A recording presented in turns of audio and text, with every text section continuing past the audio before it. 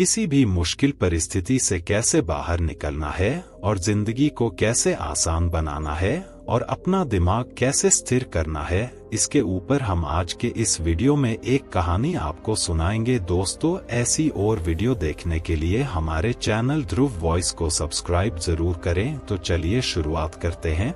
दोस्तों, बहुत समय पहले की बात है। एक राज्य का राजा बहुत चिंतित था क्योंकि उसकी पत्नी का जन्मदिन नजदीक आ रहा था। यूं तो कहने को वह राजा था, लेकिन फिर भी उनके वैवाहिक जीवन में हजारों प्रकार की समस्या थी। परंतु राजा जन्मदिन पर अपनी पत्नी को एक ऐसा उपहार देना चाहता था कि जिससे उनके जीवन में जो दुख है वह कम से कम उस दिन के लिए दूर चला जाए। वह अपनी पत्नी को खुश करना चाहता था, किंतु आपने देखा होगा कि यह कार्य बहुत ही मुश्किल है, क्योंकि हम आज तक किसी को खुश नहीं कर पाए। हम चाहे लाख कोशिशें ही क्यों ना कर ले, लेकिन हम कभी किसी को खुश नहीं कर पाते, क्योंकि यह खुशी हमारे पास नहीं है और ना ही सामने वाले के पास है। जो हमारे पास है ही नहीं, वह हम किसी और को कैसे दे सकते हैं। अर्थात अगर आपको किसी दूसरे को खुशी देनी है तो सबसे पहले आपको खुश होना होगा, आपको खुश महसूस करना होगा। अर्थात वह खुशी आपके पास होनी चाहिए, तभी तो आप किसी और को खुश रख सकते हैं। एक दिन राजा ने सभी दरबारियों को दरबार में उपस्थित होने का आदेश दिया और साथ ही सभी मंत्री गण भी वहां पर उपस्थित थे। तभी राजा ने सभी से सुझाव मांगा कि आखिर वह किस प्रकार अपनी पत्नी को जन्मदिन पर खुश कर सकता है। आखिर वह उन्हें कैसा उपहार दे जिस कारण राजा की पत्नी खुश हो सके। वहां पर उपस्थित सभी लोग अपने मन की बातें राजा से बताते हैं, परंतु राजा को वहां पर उपस्थित किसी भी व्यक्ति का कोई सुझाव पसंद ही नहीं आया। एक दिन संध्या के वक्त राजा अपने रथ से कहीं जा रहा था, तभी रास्ते में उसने एक बहुत ही सुंदर मूर्ति देखी। वह मूर्ति बहुत ही सुंदर और आकर्षक थी। उसे देखकर ऐसा प्रतीत होता मानो उस मूर्ति में जान हो। उस मूर्ति को देखकर राजा बहुत प्रसन्न हुआ और वह तुरंत ही मूर्तिकार के पास पहुंचा और राजा उस मूर्तिकार से कहता है, तुम तो बहुत बड़े कलाकार हो, तुम्हारी मूर्तियों में चांद नजर आता है। ऐसा प्रतीत होता है कि तुम्हारी मूर्तियां जीवित हैं। हम तुम्हारी इन मूर्तियों को देखकर बहुत प्रसन्न है। हम चाहते हैं कि तुम्हारी सारी मूर्तियां हमारे दरबार में शामिल हो। यह सुनकर वह मूर्तिकार बहुत प्रसन्न हुआ, जैसे उसे कोई खजाना मिल गया हो। लेकिन तभी राजा ने उस मूर्तिकार से एक और बात कही, देखो, मैं चाहता हूं कि तुम मेरे दरबार में शामिल हो जाओ, किंतु उससे पहले तुम्हें हमारे लिए हमारी रानी की ऐसी मूर्ति बनानी होगी जिसे देख वह खुश हो जाए और अपने सारे दुख दर्द भूल जाए। और यदि तुम ऐसा ना कर सके तो मैं तुम्हारा सर धड़ से अलग कर दूंगा। राजा के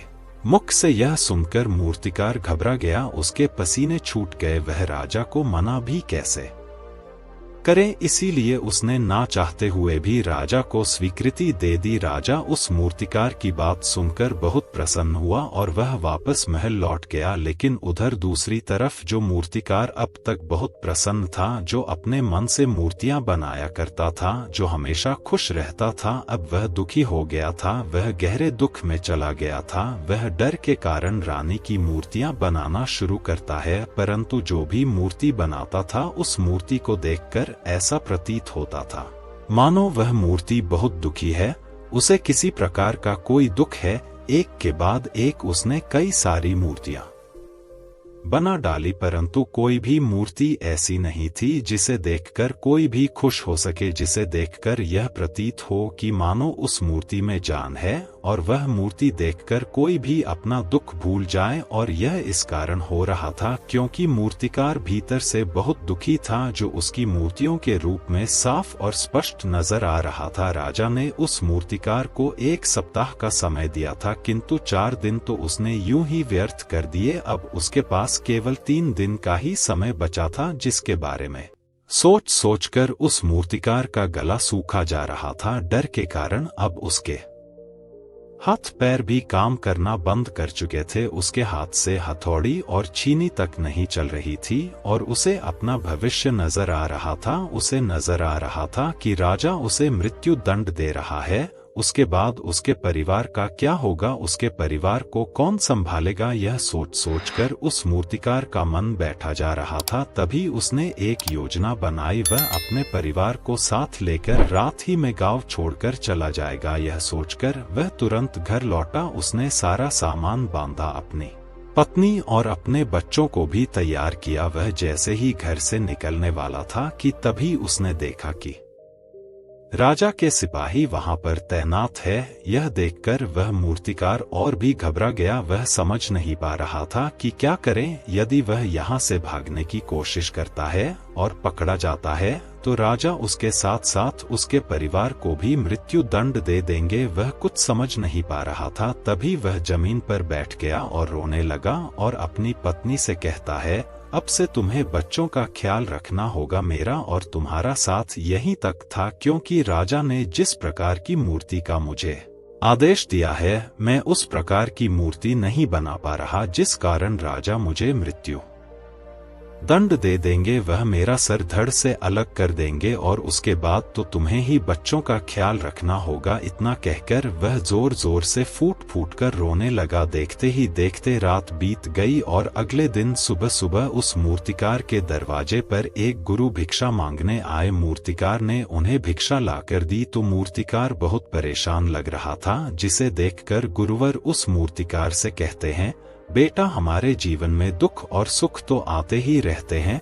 हमारे जीवन में दुख और समस्याएं तो होती ही हैं, किंतु इन सभी दुख और समस्याओं का समाधान और निवारण भी होता है। परंतु हम केवल दुख और समस्याएं ही देखते हैं। उन दुख और समस्याओं के छिपे निवारण और समाधान को हम कभी नहीं देख पाते। यदि तुम ध्यान से देखोगे तो हर समस्या का समाधान है और हर दुख का निवारण भी है।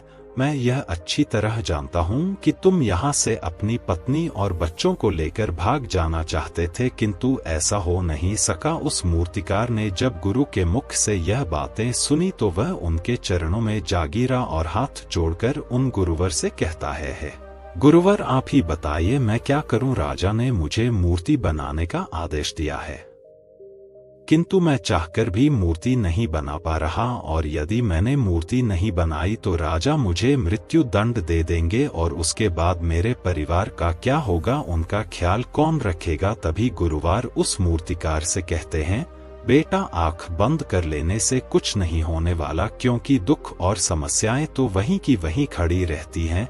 ध्यान देने और कर्म करने से सब कुछ बदल जाता है। यदि तुम केवल आंखें बंद करके यह सोचोगे कि तुम्हारी समस्याएं चली जाएंगी तो ऐसा कभी नहीं होगा। इतना कहकर उन गुरुवर ने उस मूर्तिकार के कानों में कुछ कहा और उसके बाद वह वहां से चले गए। उन गुरु के वहां से चले जाने के बाद वह मूर्तिकार महल गया, जिसे देखकर राजा उस मूर्तिकार से कहता है, पहले ही एक अद्भुत मूर्ति तैयार कर ली है, बताओ वह मूर्ति कहाँ है, मैं भी उसे देखना चाहता हूँ। इस पर मूर्तिकार जवाब देते हुए कहता है, महाराज, अभी तक मैंने मूर्ति तैयार नहीं की है, परंतु आपके दिए हुए समय पर मैं अवश्य ही वह अद्भुत मूर्ति तैयार कर लूंगा, लेकिन उससे पहले मेरा एक बार महारानी से मिलना बहुत आवश्यक है, अन्यथा वह अद्भुत मूर्ति तैयार नहीं हो पाएगी। राजा ने उस मूर्तिकार की सारी बातें ध्यानपूर्वक सुनी और उसके बाद राजा ने मूर्तिकार को महारानी से मिलवाया। मूर्तिकार महारानी से मिलने के बाद महारानी से प्रश्न करते हुए कहता है,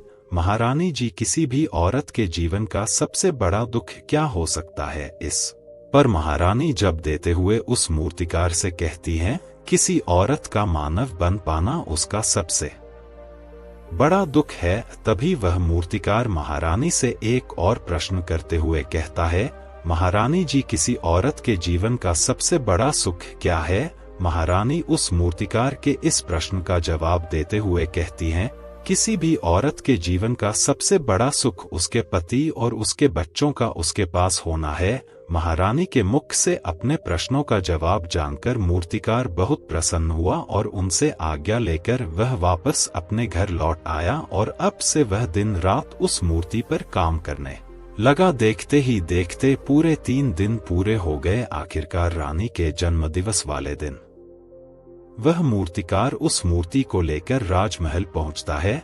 लेकिन अब राजा के मन में यह बेचैनी थी कि पता नहीं उस मूर्तिकार ने आखिर कैसी मूर्ति बनाई होगी, पता नहीं वह मूर्ति महारानी को पसंद आएगी भी या नहीं। इस प्रकार के कई प्रश्न राजा के मन में चल रहे थे। राजा के मन की बेचैनी लगातार बढ़ती ही जा रही थी, लेकिन उधर दूसरी तरफ राजा को उस मूर्तिकार पर पूर्ण विश्वास भी था, क्योंकि राजा ने पहले ही उस मूर्तिकार के हाथों की कला देखी हुई थी। इसलिए एक तरफ उनके मन में यह भी विचार चल रहे थे कि उस मूर्तिकार ने जरूर ही अद्भुत मूर्ति बनाई होगी। वह मूर्ति सफेद कपड़ों से ढकी हुई थी। तभी राजा ने उस मूर्ति की ओर इशारा करते हुए रानी से कहा, यह आपका जन्मदिवस का तोहफा है, इसे कबूल करें। उसके बाद रानी ने अपने हाथों से उस मूर्ति से वह कपड़ा हटाया और उस मूर्ति को देखते ही रानी की आंखों से आंसू बहने लगे, और यह देखकर राजा को ऐसा प्रतीत हुआ कि मानो महारानी को यह मूर्ति पसंद नहीं है। इसलिए राजा ने तुरंत ही क्रोधित होकर अपने सिपाहियों को आदेश दिया और उस मूर्तिकार को बंदी बनवा लिया। लेकिन तभी महारानी राजा से कहती है, रुकिए, इस मूर्तिकार ने तो मेरा दुख और सुख एक ही मूर्ति में निकाल दिया है। इस मूर्ति में मेरे पति मेरे साथ है और मेरे हाथ में मेरा बच्चा है।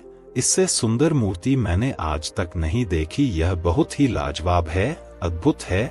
इससे सुंदर तोहफा मेरे लिए और कोई नहीं हो सकता। काश ऐसा मेरे जीवन में वास्तव में हो जाए, मेरे पति भी मेरे साथ हो और मेरे हाथों में मेरा बच्चा हो। महारानी की यह सारी बातें सुनकर और मूर्ति को देखकर राजा को अपनी गलती का एहसास हुआ। राजा अपनी प्रजा और अपने साम्राज्य की देखरेख में इतना व्यस्त रहता था कि वह कभी अपनी पत्नी को समय नहीं दे पाता था, जिस कारण राजा की आंखों से आंसू बहने लगे और दरबार में उपस्थित सभी लोग वह मूर्ति देखकर हैरान। आज तक किसी ने भी ऐसी सुंदर और जीवित मूर्ति नहीं देखी थी जिसमें सुख और दुख एक साथ नजर आ रहे हो। उसके बाद उस राजा ने उस मूर्तिकार को रिहा करवाया और उसे ढेरों इनाम दिए और अपने राज्य दरबार में जगह भी दी। किंतु उस मूर्तिकार ने इनाम तो स्वीकार कर लिया, परंतु राज दरबार में उसे जगह नहीं ली और हाथ जोड़कर राजा से कहता है, हे महाराज, मेरी आपसे विनती है,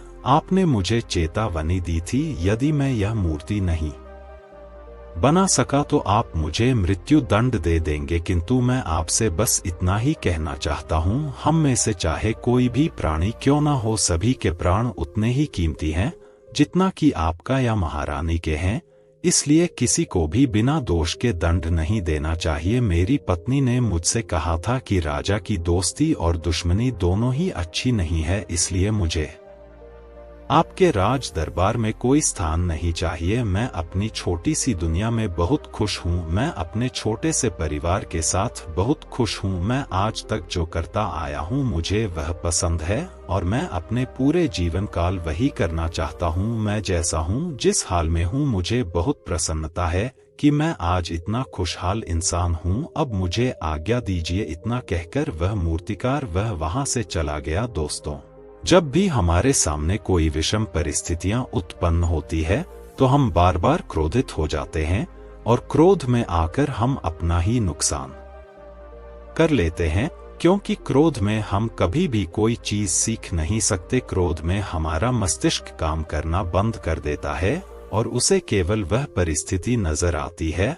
वह समय नजर आता है जो उसके खिलाफ है और जो जीवन के दुखों से, इन समस्याओं से कुछ सीख नहीं पाता। ऐसा व्यक्ति पूर्ण रूप से एक दलदल में फंसे हुए इंसान की तरह है जो परिस्थितियों के दलदल में कुछ इस प्रकार फंस चुका है कि वह वहां से निकल नहीं सकता। फिर वह चाहे कितना भी हाथ पैर क्यों ना मार ले, और जितना हाथ पैर मारेगा वह उतना ही उस दलदल में फंसता चला जाए। जबकि आपको हाथ पैर ना मारकर बल्कि शांत रहकर अपने मस्तिष्क का प्रयोग करना चाहिए और यह सोचना चाहिए कि इस दुख, इस समस्या और इस विषम परिस्थिति का समाधान क्या हो सकता है। किंतु आप तो अपने आप को पहले से ही दलदल में डाल चुके हैं और ऐसी स्थिति में आप बाहर निकलने के बारे में ना सोचकर लगातार और हाथ पैर मारकर आप अपने आप को उस दलदल में और भी नीचे डूबते जाते हो। तो ऐसी परिस्थिति में आप भला उस समस्या, उस परिस्थिति का सामना करेंगे, वहां से बाहर कैसे निकलेंगे और वहीं पर जो व्यक्ति थोड़े भी जागृत है, जो दुख और समस्याओं का निवारण और समाधान खोजने में वास्तव में अपना समय लगाते हैं, वह यह जानते हैं कि निवारण और समाधान एक हीरे की तरह है। वह हीरे की खान की तरह है। जिस प्रकार एक हीरे को ढूंढा जाता है, फिर उसे तराशा जाता है, जिसके बाद उस हीरे की कीमत बहुमूल्य हो जाती है, ठीक वैसे ही दुख और समस्या में समाधान और निवारण खोजने की आवश्यकता होती है, और वह हमें खोजने भी चाहिए। और जब आपको मिल जाते हैं, तब आपको एक ऐसी संपदा मिलती है, एक ऐसी समझ, एक ऐसा विश्वास, एक ऐसी शक्ति मिलती है कि उसके बाद आपके सामने जब भी कोई समस्या या कोई परेशानी आती है, तो आप अकेले नहीं होते, बल्कि आप यह समझ जाते हैं कि वह विषम परिस्थिति आपको कुछ सिखाने आई है, और आप उसका डटकर सामना करते हैं। उससे वह सारी चीजें सीखते हैं जो वह आपको सिखाना चाहती है, और उसके बाद आप और भी मजबूत होते चले जाते हैं। आपका विश्वास और भी बढ़ता चला जाता है, आप और भी शक्तिमान और बलवान होते चले जाते हैं।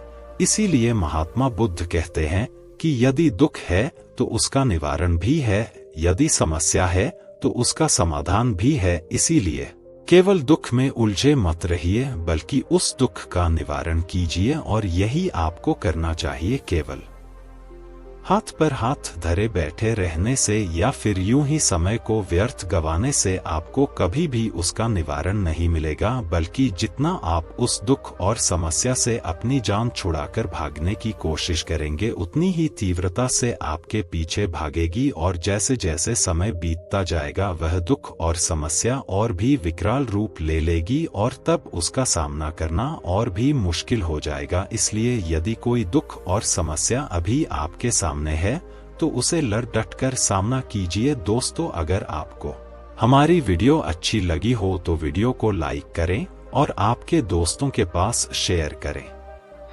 और साथ ही चैनल को सब्सक्राइब करें। धन्यवाद।